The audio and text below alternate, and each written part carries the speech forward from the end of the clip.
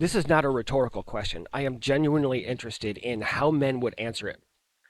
How can it possibly be masculine to pay a woman to tell you how to live your life, what to wear, or even how much vulnerability to express and to whom?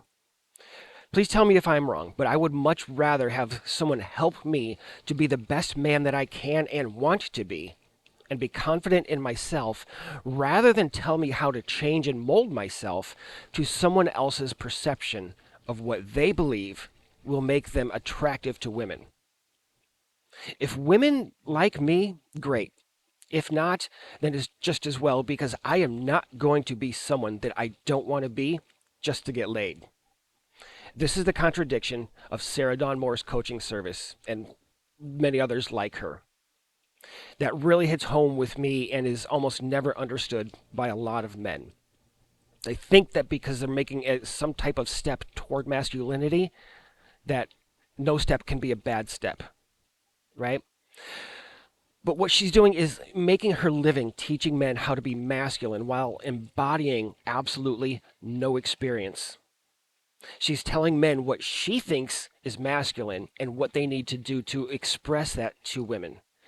She's feminist, she's feminized, she's feminine, she's sexualized, she's selling intimacy through a screen. Yet somehow, she's the one handing out masculinity advice, and men are paying for it, and a lot of money at that. For those of you just joining us in this deep dive, here's a quick recap. We've already exposed the very suspicious timing of Sarah Dawn Moore's comeback a week ago. We talked about the hot chick effect, her missing credentials, the extremely high price tag of her services, and then showed how she baits men in with desire while packaging it as authority. I'll pin those links here in a comment, but now here in part 6, it's time to hit one of my favorite parts of this deep dive. The paradox of how a woman who embodies the opposite of masculinity is somehow teaching men what masculinity is and what people perceive it to be. So let's be honest here. It's not confident, masculine, grounded men who are funding women's coaching platforms. Do I believe that Sarah's subscribers and clients need help to find their masculinity and to express it? Absolutely, I do think that. Because strong masculine men don't hand over their paychecks to Broadway wannabes with no formal education or training in a low cut sweater talking about sex on YouTube.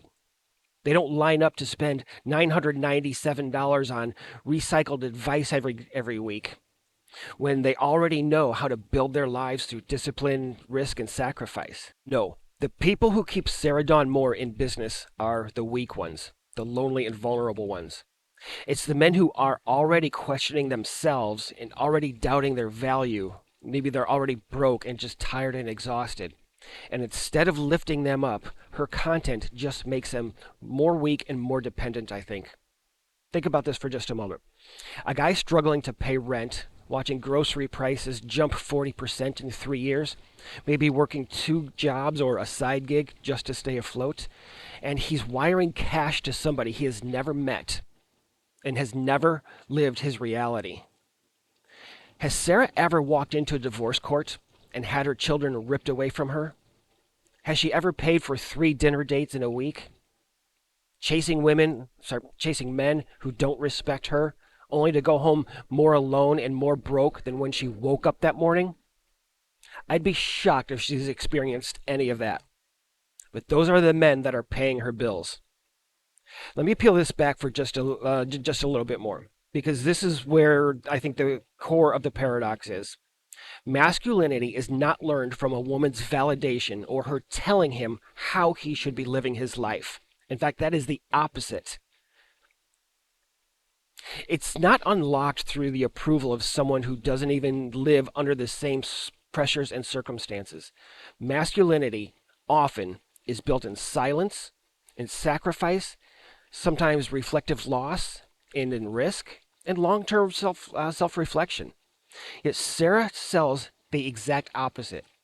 She says, if you pay me, if you listen to me and what I tell you to do, If you let me define what masculinity means for myself and other women, then you'll finally become the man that women want. And my argument is that none of this is confidence, but rather ill guided and even detrimental advice. Because it's disguised as empowerment. And for a lot of guys, it takes them way too long to realize it. Every dollar that a man hands her is not proof that he's becoming stronger. Just because he's doing something doesn't mean he's improving. I think that it's evidence that he's actually outsourcing his masculinity to a woman who profits from keeping him hooked.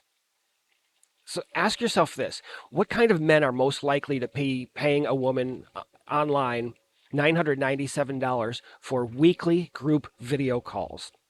It's not the ones who are leading families, building businesses, taking responsibility for their own growth. No, it's the men who already feel powerless. It's the ones who are already thinking or believing that they're failing.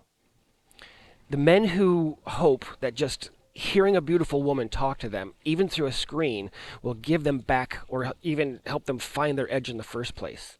But instead of strength, they walk away weaker, more broke, and more misled. And that's why this paradox is so dangerous. Sarah Dawn Moore and the others, they're not selling or teaching masculinity. They're actively undermining it.